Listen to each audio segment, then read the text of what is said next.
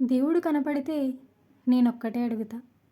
ఏంటంటే, వచ్చే జన్మంటూ ఉంటే నన్ను మళ్ళీ పుట్టించకు అని. ఎందుకంటే ఐ హేట్ మై లైఫ్. నా జీవితం నాకే నచ్చట్లేదు. మనిషి చచ్చాక శవానికి నిప్పు పెట్టేవారి కంటే మనిషి బ్రతికుండగానే మనసుకు నిప్పంటించి ఆనందించే వాళ్ళే ఎక్కువగా ఉన్నారు ఇప్పుడున్న సమాజంలో. ఎవరో నా గురించి చీప్గా చెప్తే నేనేమీ చీప్ అయిపోను. ఎవరో నన్ను పొగిడితే నేను పొంగిపోను. ఎందుకంటే నా గురించి నాకు పూర్తిగా తెలుసు. ఇది నేను అని ఒకరి ముందు నిరూపించుకోవాల్సిన అవసరం నాకు లేదు.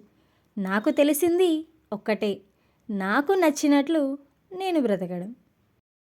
నా బలం, నా బలహీనత, నా ధైర్యం, నా భయం అన్నీ నువ్వే అనుకున్నా. కానీ ఇప్పుడే తెలిసింది అదంతా నా భ్రమ అని.